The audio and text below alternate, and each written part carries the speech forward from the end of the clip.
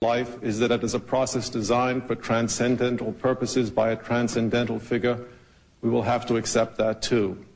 And if that should come to pass, I would like to ask, who among us will genuinely feel diminished? Thank you. Don't go away. Don't go away. Mr. Berlinski, I do want to commend you for the rich description of biological systems and species in your commentary article. You claim that there are some species that have what you at one point referred to as weird characteristics that are nearly unique. For example, only a few plants eat insects or carnivorous. Why aren't all of them? You also ask, if evolution is true, quote, then why are women, but not cats, born without the sleek tails that would make them even more alluring than they already are? Well, now, aside from aesthetics, you know, I saw the Catwoman Batman film too, but aside from that, why... You don't seem to understand that different ecological environments in the distant past as well as today produce different adaptations. Why is that so strange to you? You're right, I that don't understand you would find it as a failure of evolution? You're right, I don't understand it. You don't understand that different ecological spaces require different adaptability, that the same kind... You don't? No. Well, it seems fairly easy to figure out that if you're living in a desert, that is the difficulty with the Darwinian water position. would be it's more always important. easy to persuade yourself that you've understood something when you haven't understood a thing. The issue before us is not whether retroactively we can explain an adaptation, but whether we can draw that adaptation from general principles. This is what Darwinian theory cannot do. And this is the requirement of normal science. Well, if I'm doing astrophysics, I have a dynamical theory. I can simulate the evolution of the universe, and I know where the theory agrees with the data and where it does not. I cannot do that in biology. Well, then I think with a simple sentence you could. Random selections which make a species more likely to survive are beneficial. That's a very simple idea, and it explains why, in fact, some species survive and others do not. I mean, adaptive differential reproduction is the definition of natural selection. Why is this a problem? What will happen will happen. What is this a problem? That could not be the locus in which you repose your trust. What will happen will happen. Big deal. No, that's not. No, adaptive differential reproduction is not what will happen. That's just a large Latinate construction. Let me ask another question. Why don't you explain what that term means? Well, I don't know. It may not necessarily enlighten our listeners, actually, because it is technical. But that's the whole point. It's not technical. I mean, it just means what survives, survives. One of the reasons why people like me who deal with the creation-evolution issue all the time get very frustrated dealing with, say, Institute for Creation Research people and so forth, is because they are constantly saying X didn't happen, and then it takes a great deal longer to explain why X did happen, gaps in the fossil record or whatever. Let me ask you a question about your commentary article. Okay. You said in your commentary article, page 20, the major transitional sequences in the fossil record are incomplete. Yes, they are. And you cited as your reference Romer's hot off the press 1966 article. No. Now, are you Romer? Romer is a very great man and very knowledgeable. Yeah. 1966 is not exactly cutting-edge paleontology. Right. Are you familiar, sir? Let's turn to Carol. No. Are you familiar with the research that's been done in the last 31 years?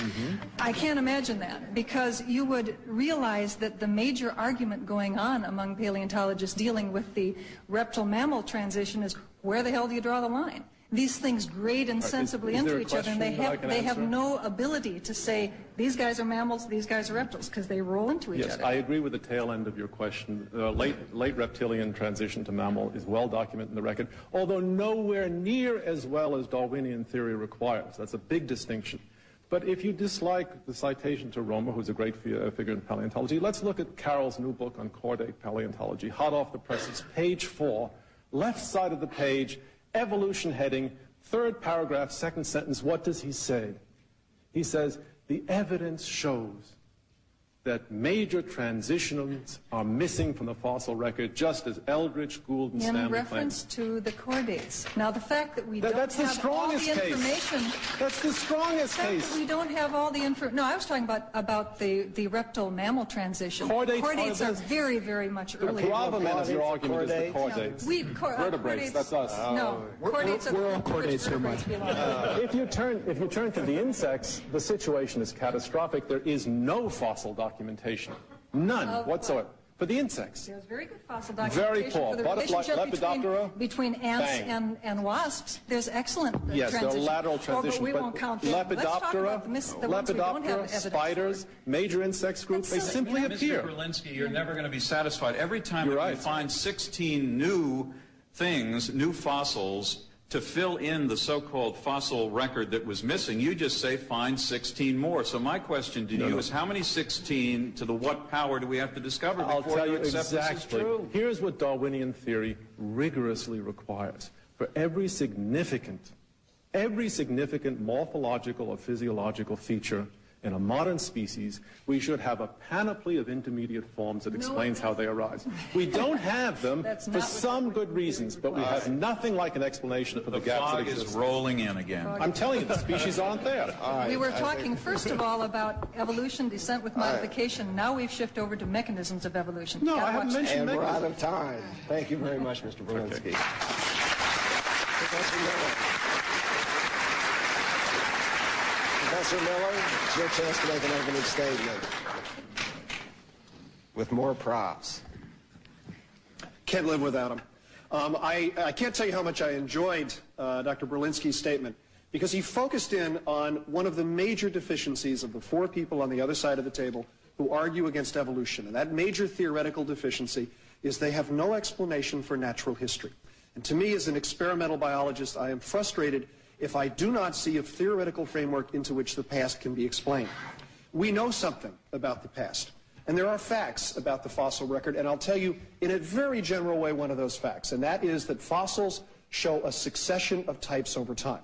Now, we know the other side advocates intelligent design as a primary characteristic of the fossil record. Let's explore the primary scientific characteristic of intelligent design when it is squared with the fossil record.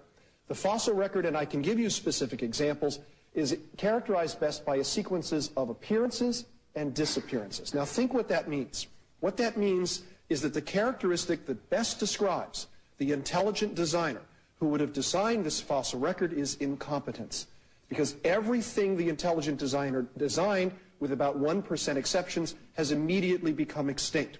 Intelligent design has no explanation for the successive character of the fossil record. Evolution has a perfect explanation, and that is the appearance of new forms and the extinction of others. And if you see a scheme for the natural history of intelligent design presented by the other side tonight, you should treasure it because they've never announced one before. Thank you, Mr. Miller. Don't go away. Mr. Beasley.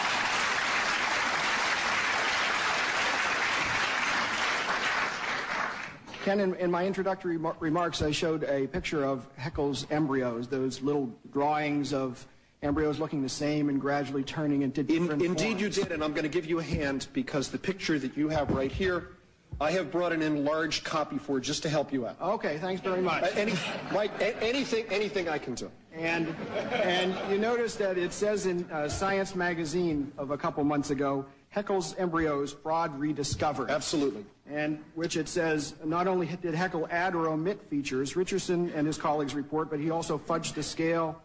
And the author of the report says it looks like it's turning out to be one of the most famous fakes in biology. Now, in your very good biology textbook for high school, it reproduces Haeckel's drawings, and it uses them in the section of how we know evolution occurred. And it points to them as saying that embryos should be preserved in the early stages. Now, my question Embryos should be preserved in the early stages? Well, embryos conserved in the early stages. Okay, I think we should all be preserved in our early stages. My question is this. You know, you were victimized by Haeckel's fraud, as did everybody else. But do you think your publisher should notify school districts to have them tell teachers to point this mistake or this fraudulent activity out to students? Oh, absolutely, and I would do better than that. First of all, the letters to my publisher changing these figures are already off. And secondly, what I have done for the textbook, and I appreciate the commercial for this, and I'd be glad to give the URL for those of you who are interested, is Joe Levine and I, my co-author, have set up an internet website in which we keep scientific updates to our textbook. And this is something which will go up in the website in a matter of days as a scientific update. I think it's very significant, and I appreciate your support on that.